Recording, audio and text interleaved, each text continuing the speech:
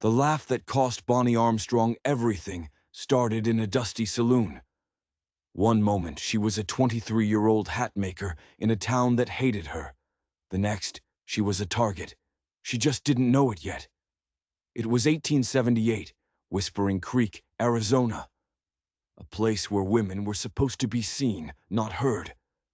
And Bonnie, with her fiery hair and even fierier spirit, was always heard. The town's most eligible bachelor, a clumsy oaf named Peterson, tripped over his own feet. Bonnie didn't just chuckle. She howled. The entire saloon went silent. Every eye turned to her. She slapped a hand over her mouth, but it was too late. The sound was out there, a wild thing in a town built on cages. And that sound, that one single laugh, was a death sentence. The town's self-appointed queen of quiet, Mrs. Hildebrand, glided over like a vulture in a bonnet. "Such displays," she hissed, her lips so tight they'd vanished, "are most unbecoming." Bonnie just straightened her shoulders. "I believe they'll think I found something amusing." Mrs. Hildebrand's eyes narrowed. "This is precisely why you remain unwed. No respectable man wants a wife whose laughter can be heard clear to Tucson." The words were meant to sting, and they did. But Bonnie couldn't know those words were more than just an insult. They were a warning. Back in her little millinery shop, her Aunt Josephine just snorted. "Some folks are so proper they've forgotten how to live." Josephine was a wisp of a woman, all of 62 years, but she had a spine of pure iron. "This town could use more of your laughter, not less." Still, Bonnie knew the truth. Every man who'd ever come courting had been scared off by what they called her alarming exuberance. She was too much, too loud, too alive for Whispering Creek. She was a problem. And in a town like this, problems had a way of getting solved. Permanently. That evening, as they were closing up, it happened. Aunt Josephine suddenly clutched her chest. Her face twisted in a mask of agony, and she crumpled to the floor. Bonnie screamed, catching her aunt before she hit the dusty floorboards. "It's nothing, dear," Josephine wheezed, but her skin was the color of old parchment. It wasn't nothing. It was the beginning. Bonnie didn't hesitate. She left her aunt on the settee and sprinted through the darkening streets, her boots kicking up ghosts of dust. She hammered on the door of Dr. Simmons, a breathless, frantic mess. When they got back, Aunt Josephine was trying to sit up, trying to pretend. But the doctor's face told a different story. "Her heart is weakening," he said, his voice grim. "She needs complete rest, no work, no exertion." The words hit Bonnie like a physical blow. The shop was their only income, and the numbers didn't add up, not even close. That night, sitting by her aunt's bedside, Bonnie looked at the ledgers. They were barely scraping by.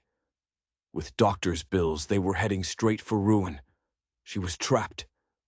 The next morning, the town's whispers turned into a torrent.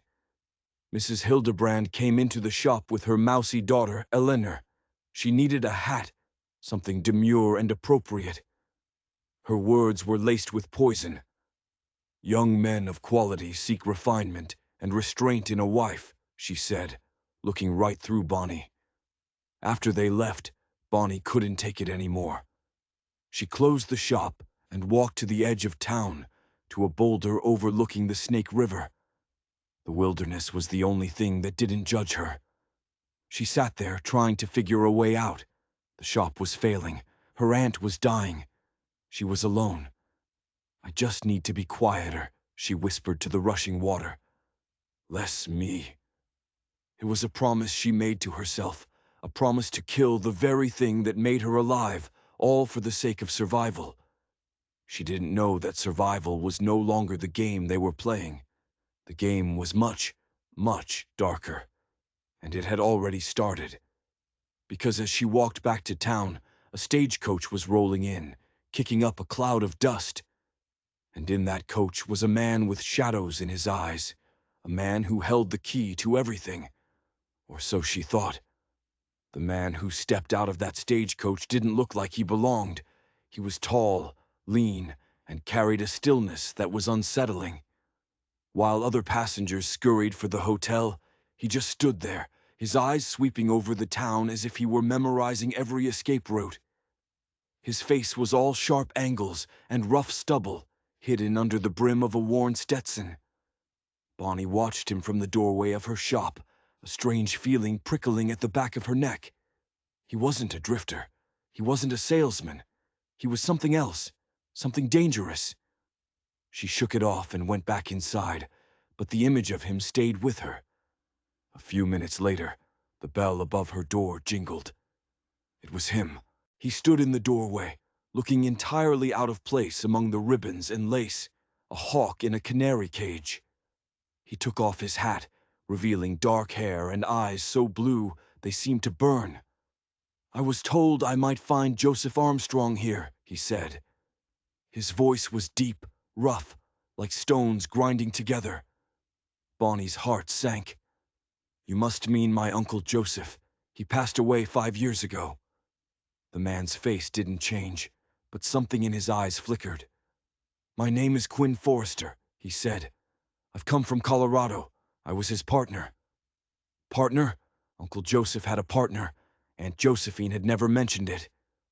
Bonnie led him to the back room where her aunt was resting. Josephine's eyes widened at the news. "Partner," she said, her voice thin. "The last I heard, that ranch was sold off to pay debts." Quinn Forrester sat down, his large frame making the small room feel even smaller. "Mrs. Armstrong," he began, his voice flat and serious. "I believe there's been a misunderstanding. The ranch was never sold. Your husband owned half. I own the other half. And for the last 3 years, it has been profitable." The air in the room went cold. Aunt Josephine's face drained of color. "Are you suggesting I was defrauded?" Quinn just nodded grimly. "It appears so. I've been sending your share of the profits to an address in Denver." Bonnie's mind was spinning. Years of income, stolen. Money that could have saved them. Money that could have paid for her aunt's medicine. "Do you have proof?" she asked, her voice sharp. Quinn reached into his coat and pulled out a leather portfolio. "Everything's here," he said. "Partnership agreements, ledgers, copies of letters." The evidence was irrefutable. Aunt Josephine's hands trembled as she took the documents. She looked up, her eyes blazing with a fury Bonnie had never seen. "Thomas Glay," she whispered. "The banker." The name hit Bonnie like a punch to the gut. Thomas Glay, the friendly, respectable man who handled all of her uncle's finances. The man who always had a kind word and a sad smile when he spoke of her aunt's troubles. He wasn't just a snake. He was a monster, hiding in plain sight. "He took advantage of my grief," Aunt Josephine said, her voice thick with rage. "He told me the ranch was worthless." Bonnie looked at the ledgers. The numbers were staggering. Her aunt wasn't just comfortable. She was wealthy. Or she should have been. Quinn Forrester watched them, his face unreadable. "I'm sorry to bring this trouble to your door," he said. "Your uncle was a good man. He wouldn't have wanted this." His gaze met Bonnie's, and for a second she saw something in his eyes beyond the cold exterior. Sincerity. Or maybe something else. Something she couldn't yet name. Before he left, Bonnie had to ask, "The Double Circle Ranch, what is it like?" A faint smile touched Quinn's lips, changing his entire face. 20,000 acres of the best grazing land you've ever seen," he said, a strange pride in his voice. "It's beautiful." Then, with the tip of his hat, he was gone. But the bomb he'd dropped was still ticking in the little room. That night, Bonnie couldn't sleep. A ranch in Colorado, a fortune stolen by a man they trusted, and a stranger who had traveled hundreds of miles to deliver a truth that would either save them or destroy them. She looked out her window at the sleeping town of Whispering Creek. It didn't look so sleepy anymore. It looked like a town full of secrets. And she was standing right in the middle of a very big, very dangerous one. The next morning, Aunt Josephine didn't wait. At her age, time was a luxury. Before the bank even opened, she sent a boy with a note summoning Thomas Glay. When the banker arrived, all smooth smiles and false concern, he walked straight into a trap. "Josephine, my dear," he started, "I trust you're not feeling worse." Aunt Josephine's voice was ice. "My health is not the issue, Thomas. We have business to discuss." She slid Quinn's portfolio across the table. "It seems my husband's partner has been looking for me." The color drained from Glay's face. The friendly mask shattered, revealing the rat underneath. He tried to bluster, to deny everything. "These are complex financial matters you couldn't possibly understand," he sneered at Bonnie. Bonnie's temper flared. "I understand fraud well enough," she snapped back, "and theft." Glay stood up, knocking his chair over. "You have no proof," he hissed, sweat beading on his forehead. "Mr. Quinn Forrester has provided ample proof," Bonnie said, her voice steady. "And he's currently staying at the hotel." The mention of Quinn's name broke him. Glay didn't say another word. He just fled, the bell on the shop door jangling like an alarm. He was running. But they both knew it wasn't over. A man like Glay doesn't just give up a fortune. He fights for it, and he fights dirty. Sheriff Daniels, a hard man who'd seen it all, took one look at the ledgers, and his face grew grim. "This is serious," he said. "Fraud, embezzlement, forgery." He promised to issue a warrant for Glay's arrest. When Quinn arrived later that morning, the sheriff was there. The three of them stood in the little shop, an unlikely alliance forged by deceit. After the sheriff left, Quinn got straight to the point. "Mrs. Armstrong, we need to discuss the future of our partnership." He laid out the options. She could sell him her half, or she could remain a silent partner. But then Aunt Josephine did something that stunned them both. "There is a third option, Mr. Forrester," she said, her voice surprisingly strong. "My doctor advises a change of air, a higher, drier climate. Colorado might be just the prescription." Bonnie stared at her aunt. She wanted to move to the ranch? "I want to see this property that meant so much to Joseph," Josephine corrected. "And I suggest my niece accompany me to assess it firsthand." The idea was insane, terrifying, exhilarating. Bonnie's heart hammered in her chest. Quinn's gaze shifted to her, his blue eyes assessing, weighing. "It's a long journey, Miss Armstrong, not without hazards." Bonnie lifted her chin. "I'm stronger than I look, Mr. Forrester." A flicker of something, amusement, respect, crossed his face. "The accommodations are basic," he warned. "The work is never-ending." "We don't require luxury," Aunt Josephine cut in. "Just honesty." Quinn was silent for a long moment. Then he gave a single decisive nod. "Very well. We can leave on Friday's stage." Just like that, Bonnie's entire world was upended. In 2 days, she would be leaving Whispering Creek, leaving everything she knew, to travel into the wilderness with a man she'd just met. After Quinn left, Bonnie turned to her aunt. "You planned this all along, didn't you?" Josephine's eyes twinkled. "Let's just say I recognized an opportunity. You've been wilting in this town, Bonnie, trying to squeeze yourself into a mold that was never meant to fit you. This wasn't just about a ranch.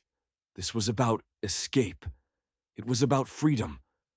But as Bonnie packed her trunk that night, a cold thought slithered into her mind. Glay was still out there. He wouldn't let them just walk away with his stolen fortune. This journey wasn't an adventure.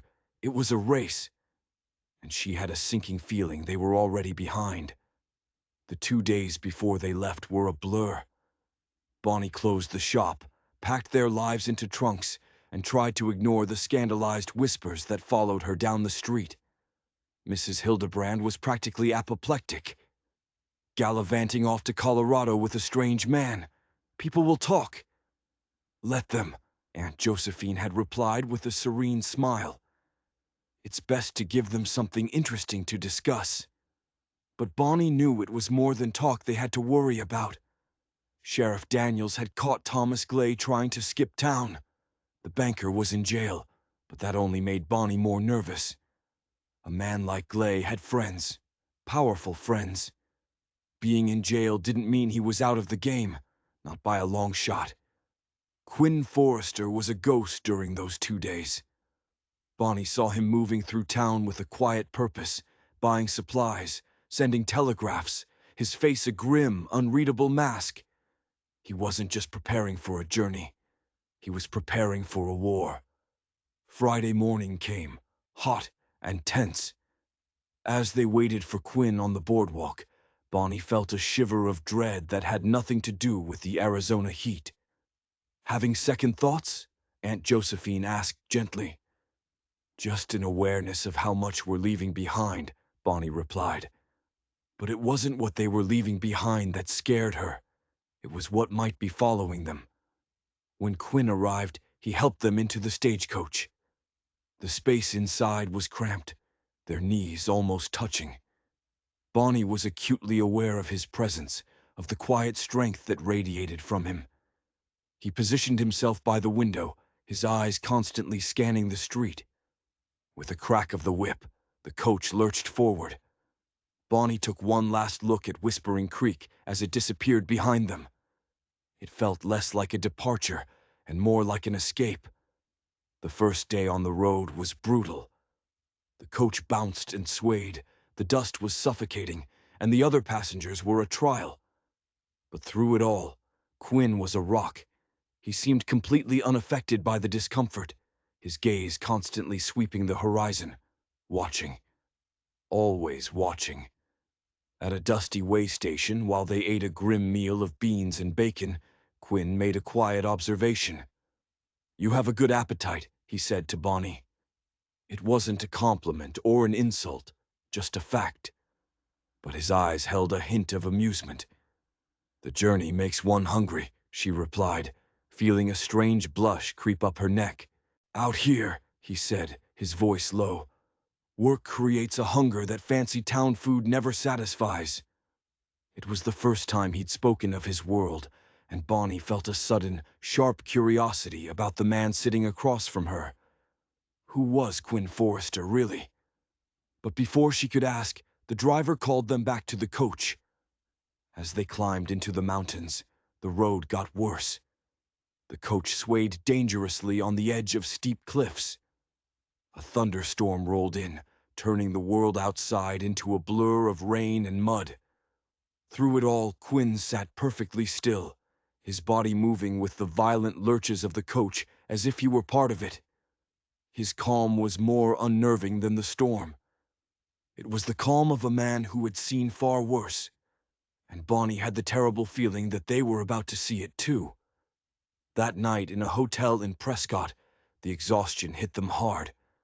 Aunt Josephine was pale and trembling. "The journey has taken more of a toll than I anticipated," she admitted. Quinn's face was grim. "The first day is always the hardest," he said. But his eyes told a different story. He was worried.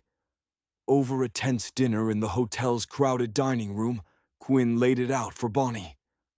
"The trail ahead gets harder," he said, his voice low and urgent. "We need to consider if your aunt is equal to the challenge." His directness was a cold splash of water. He was talking about her aunt dying on the trail.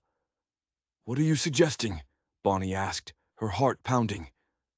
"We might need to adjust our plans," he said. "Maybe a private wagon. It will be slower."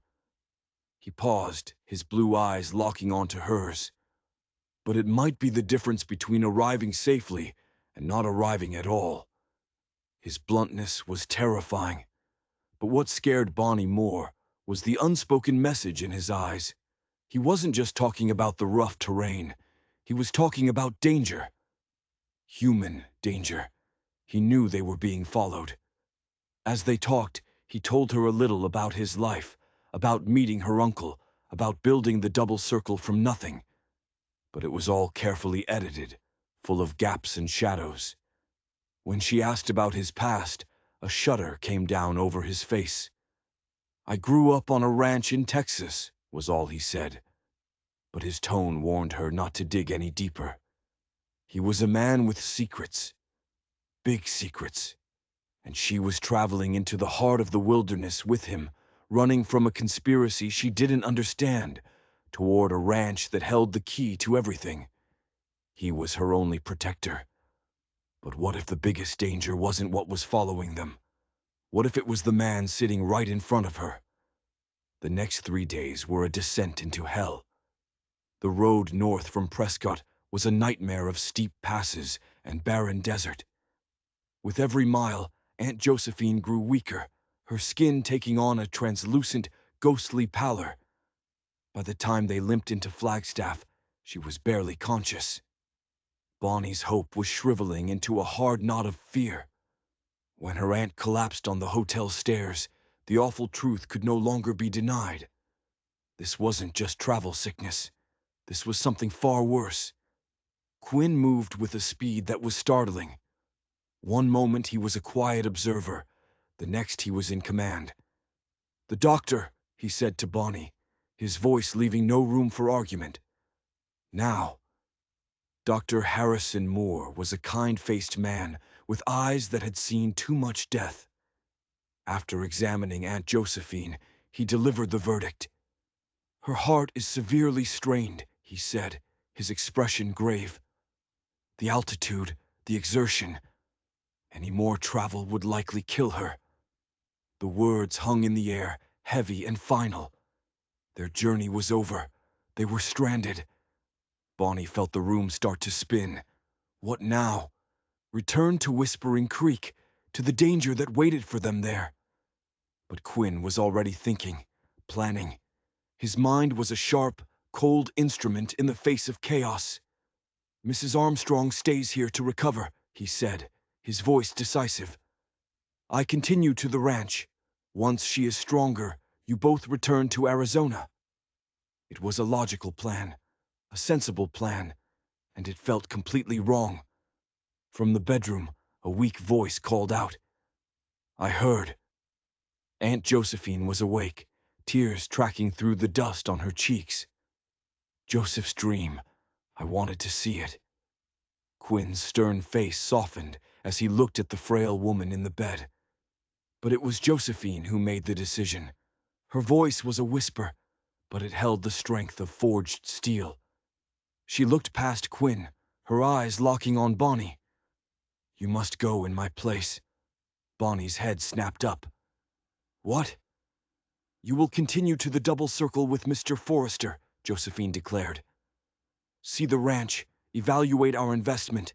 I will stay here and recover." It was madness. A young, unmarried woman traveling alone with a man she barely knew. Quinn started to protest. "Mrs. Armstrong, with all due respect, that isn't appropriate." But Josephine cut him off.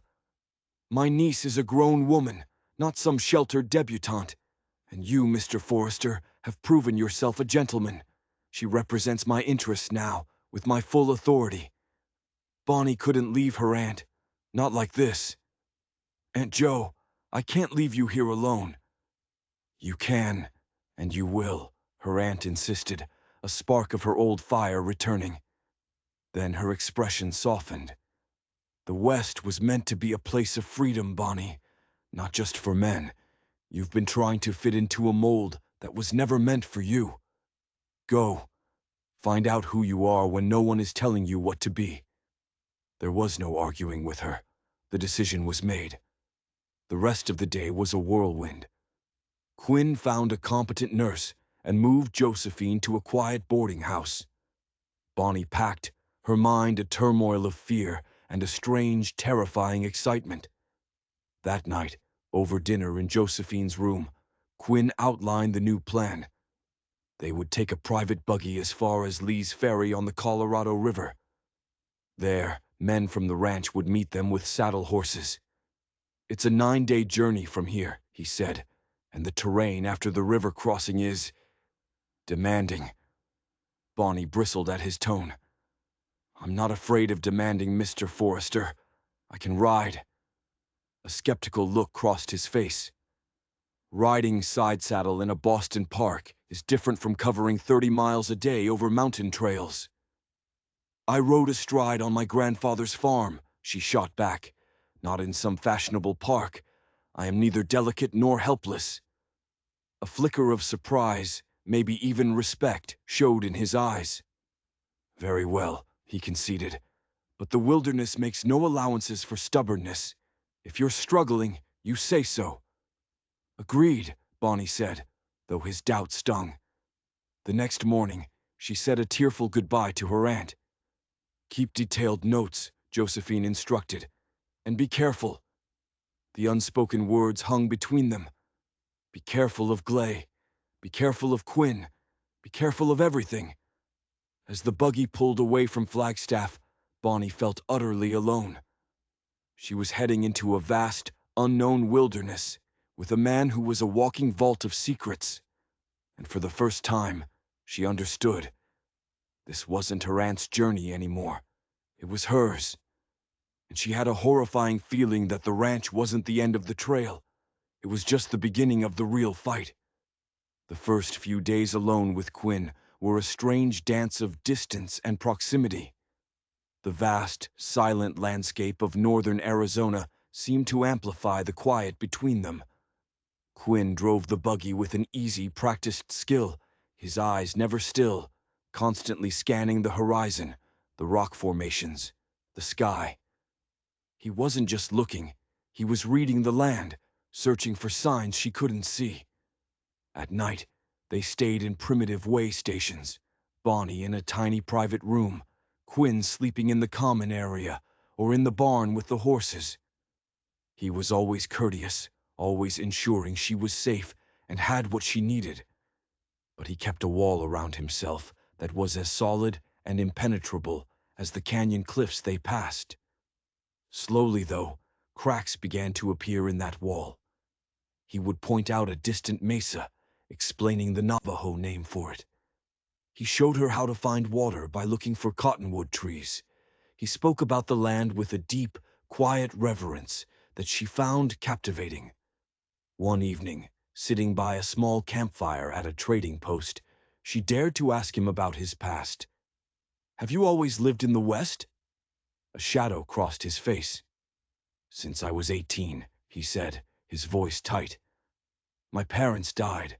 I sold the farm and came west." "I'm sorry," she said softly. "I lost my parents 5 years ago. It makes you feel adrift."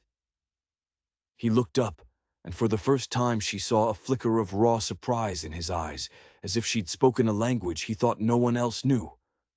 "Yes," he said. "Adrift is a good word for it. Is that why the double circle is so important to you?" She pressed gently. "Is it your anchor?" He was silent for a long moment. "Partly," he admitted, his gaze fixed on the fire. "Land has a way of holding you that people can't." There was a universe of pain in that simple sentence, a loss that went far beyond his parents. She wanted to ask more, but he shut down, changing the subject back to the journey, the river crossing ahead. The wall was back up, but she knew now that it was there for a reason. It wasn't built to keep her out. It was built to keep something else in. The fourth day, the sky turned a bruised, angry purple. A storm was coming. Quinn pushed the horses harder, his face tense. "A flash flood in these canyons can wash out the road in minutes," he said grimly. They rounded a bend, and the Colorado River appeared below them, a monstrous churning ribbon of muddy red water. It was magnificent and terrifying. But something was wrong. Quinn pulled the buggy to a sudden, jarring halt. "Damn," he muttered. He was staring at the river crossing. Bonnie stood, her hand shielding her eyes. Where the ferry was supposed to be, there was nothing. just snapped cables dangling uselessly over the raging water. "The ferry's gone," Quinn said, his voice flat. "It wasn't just gone, it was destroyed.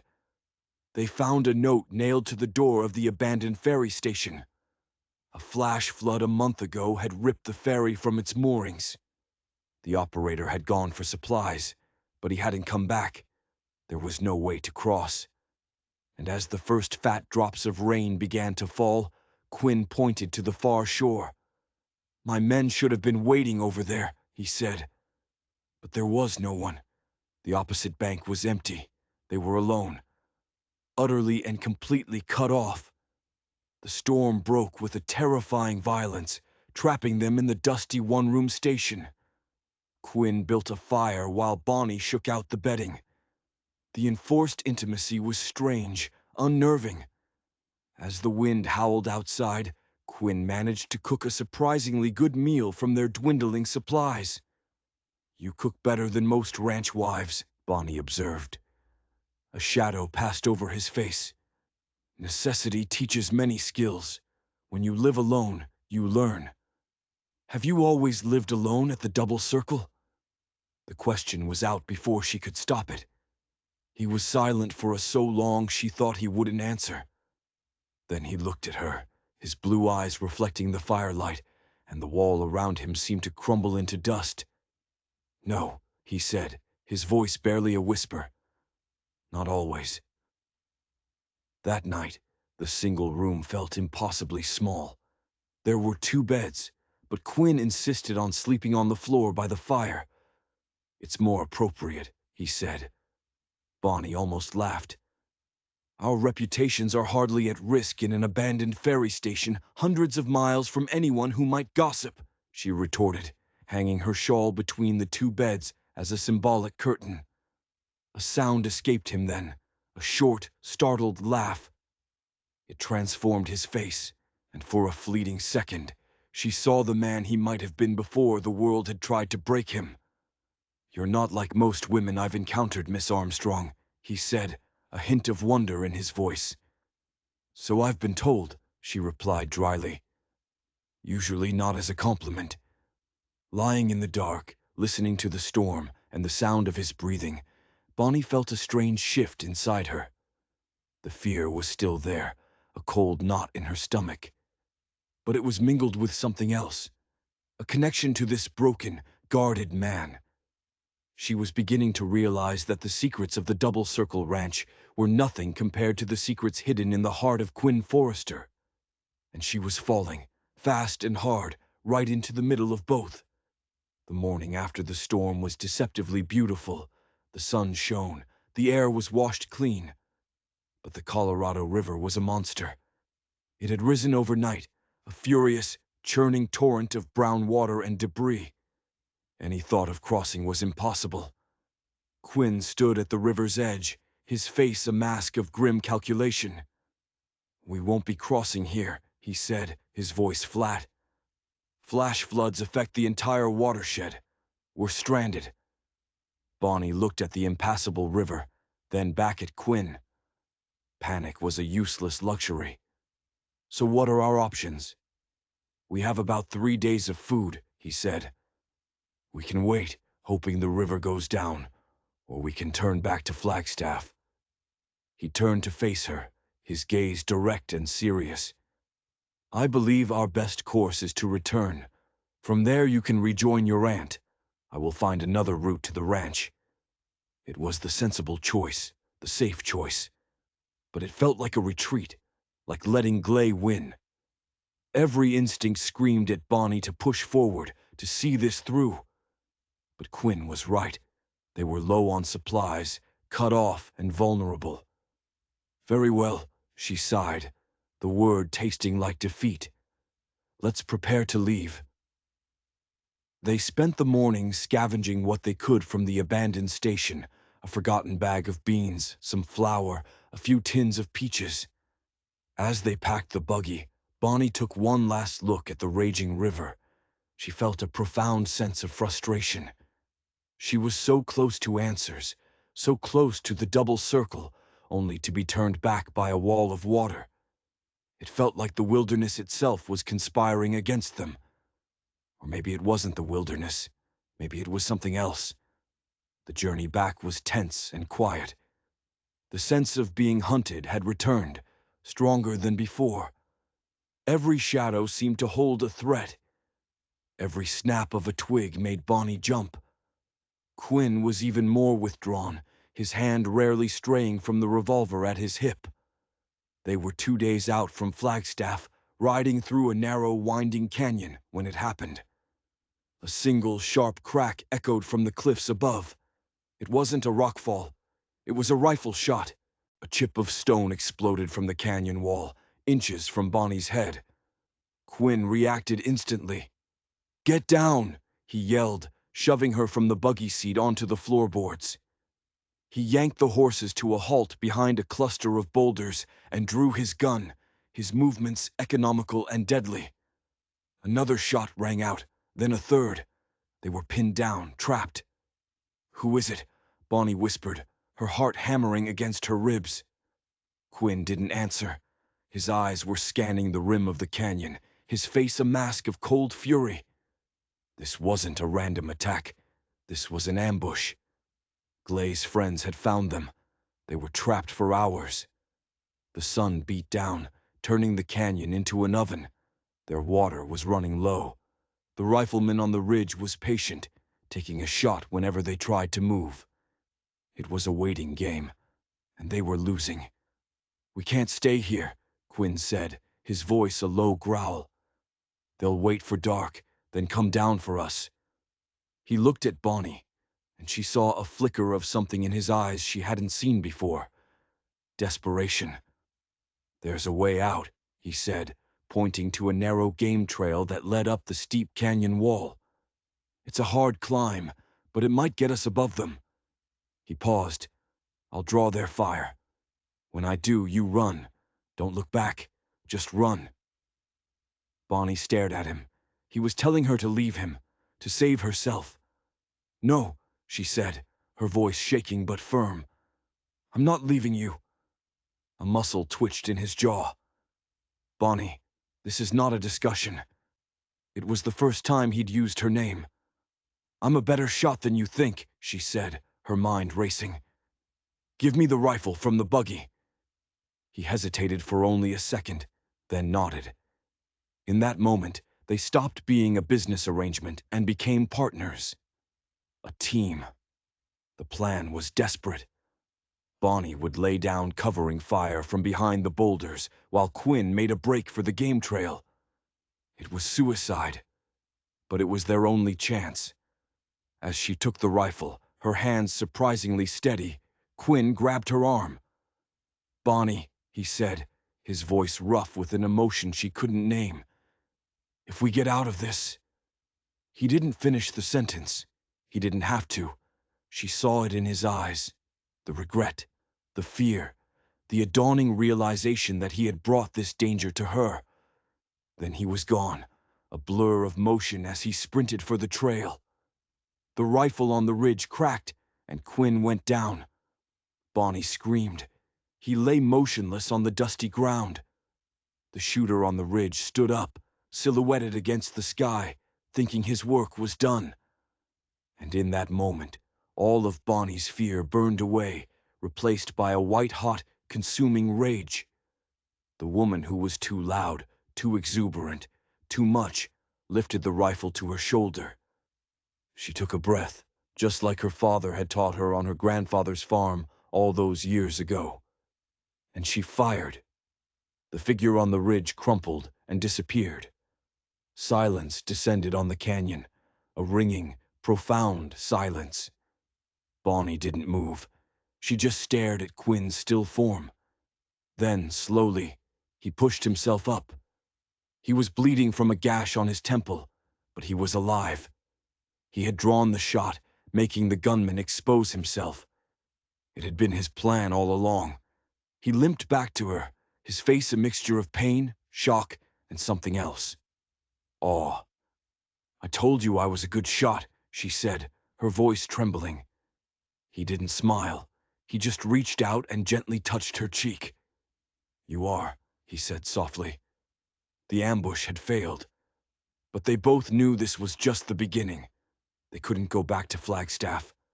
The roads were being watched. "There's another way to the ranch," Quinn said, his voice hard. "Through the mountains. It's longer, more dangerous, but they won't expect it." There was no other choice. They abandoned the buggy, taking only what they could carry on the horses. They were no longer running from a nameless threat. They were at war with a very real enemy. As they rode into the high country, leaving the trail behind, Bonnie felt a profound change. The woman who had left Whispering Creek was gone. In her place was someone harder, stronger, someone who had faced death and hadn't flinched. The wilderness hadn't broken her. It was forging her into a weapon. The journey through the mountains was a brutal test of endurance. They climbed through dense forests and across vast, windswept plateaus. The air grew thin and cold. They ate what little they had and slept huddled together for warmth by a small, smokeless fire. The wall between them was gone now, shattered in the canyon ambush.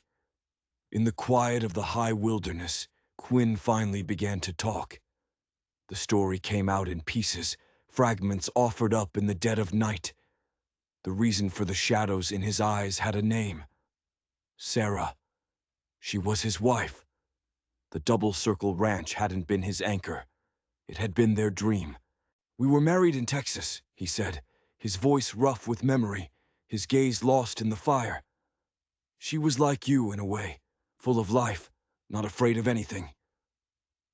They had come to Colorado to build a new life, away from a range war that had torn their part of Texas apart. They partnered with Joseph Armstrong, a man with a vision and the capital to make it happen. For a few years, it was perfect. They built the main house with its glass windows, planning for the day their children would look out at the mountains. They had a son, Daniel.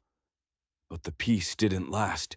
The men they had fled from in Texas, a powerful and ruthless land syndicate, followed them. They didn't just want land, they wanted everything. "One day," Quinn said, his voice breaking, "I came back from a cattle sale in Denver. The house, it was burning." He stopped, unable to go on. Bonnie didn't need him to. She could see the horror reflected in his eyes. He had lost everything, his wife, his son, his world. All of it gone in smoke and ash. He had survived, but the man he was had died in that fire. He had spent the last 5 years in a self-imposed prison of grief and solitude, doing the only thing he had left to do, protect the land they had loved. Now, Bonnie understood. She understood his silence, his caution, his readiness for violence. He wasn't just a rancher. He was a survivor. And the men who had destroyed his life were the same men who had hired the gunmen in the canyon. Thomas Glay wasn't the mastermind. He was just a pawn. This was bigger than a simple case of fraud. It was about a syndicate trying to seize control of the entire region, and the Double Circle was the key. Her Uncle Joseph's mining accident suddenly made a horrifying kind of sense. It was no accident. He had been murdered, he had gotten in their way, and they had eliminated him. Now they were trying to eliminate the last 2 people with a legal claim to the land, her and her aunt. But there was one piece that didn't fit. "Why the deception?" she asked. "Why did Glay pretend to send you profits? Why not just take the ranch after my uncle died?" Quinn's face hardened. "Because I was still here.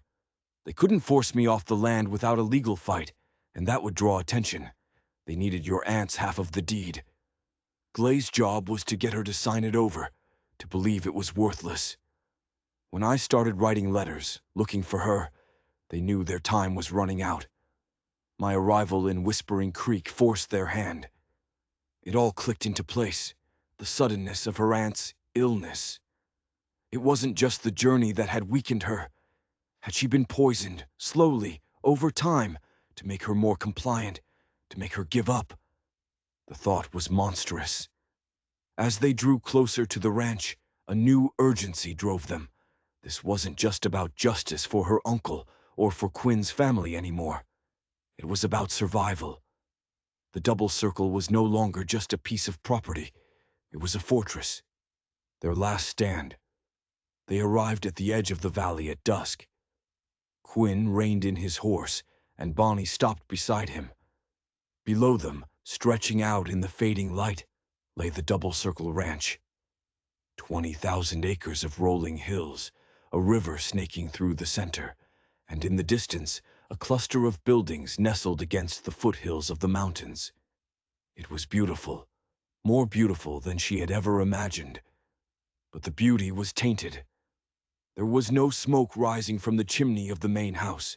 The corrals were empty. The whole place had an eerie, abandoned feel. "Something's wrong," Quinn said, his voice a low growl. They rode down cautiously, their rifles drawn. The main house was empty, a thick layer of dust covering everything.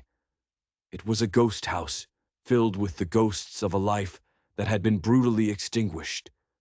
But it was in the barn that they found the truth. Huddled in the hayloft, terrified but alive, were Miguel Chavez, Quinn's foreman, his wife Elena, and their teenage son, Diego. Miguel's story came out in a torrent of Spanish and broken English. A few days after Quinn had left for Arizona, a group of armed men had ridden into the valley.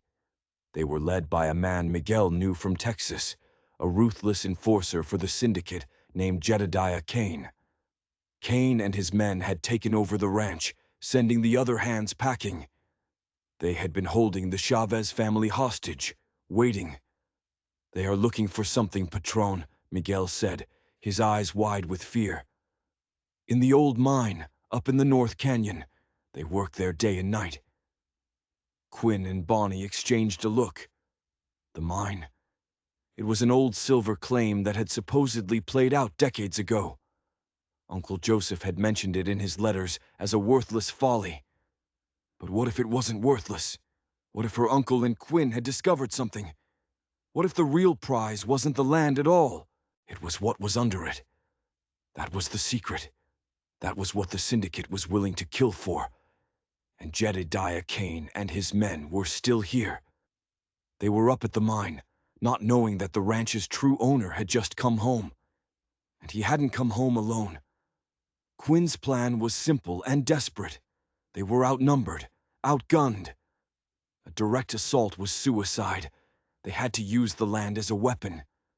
With Miguel's help, they spent the night setting traps, using every bit of their combined knowledge of the terrain. They were no longer just defending a ranch. They were defending their lives. As dawn broke, casting long shadows across the valley, Bonnie found herself standing beside Quinn on a ridge overlooking the trail from the mine. She held a rifle in her hands, its weight familiar now, comfortable. The fear was gone, replaced by a cold, clear focus. The girl from the millinery shop in Whispering Creek was a distant memory. The quiet cowboy Quinn Forrester had once been was gone too. In their place stood two survivors, two warriors, bound together by loss and a burning need for justice. Below them, they heard the sound of approaching horses. Kane and his men were riding back from the mine. It was time. Quinn looked at Bonnie, his blue eyes intense in the early morning light. "Ready?" he asked. She didn't hesitate. "I was born ready," she said, and a real, true, boisterous laugh, the kind of laugh that had started all this, echoed across the valley. It wasn't the sound of a woman breaking the rules. It was the sound of a woman about to make her own. Jedediah Kane rode at the head of his dozen men, confident, arrogant. They had the ranch, they had the mine, and they thought the only two people who could stop them were hundreds of miles away. They rode straight into the trap. The first explosion was a landslide, triggered by a single, well-placed rifle shot from Miguel. Rocks and dirt rained down, scattering the riders, separating Kane from the main group. Panic erupted. Quinn's rifle cracked from the ridge, and one of the riders fell. Then another. Bonnie fired, her shots measured and precise. It was chaos. The syndicate men, used to being the hunters, were now the hunted. They were trapped in the valley they had tried to steal. The fight was brutal and short. Quinn and Miguel moved like ghosts through the rocks and trees, their knowledge of the land giving them an impossible advantage. Bonnie provided covering fire from the ridge, her shots keeping the remaining men pinned down, unable to regroup. When the dust settled, it was over. Kane's men were either captured or had fled into the wilderness. But Kane himself was still standing.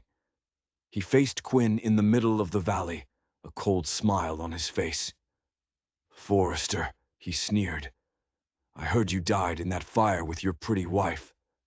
The words were meant to wound, but Quinn didn't even flinch. The man Kane was taunting was long dead.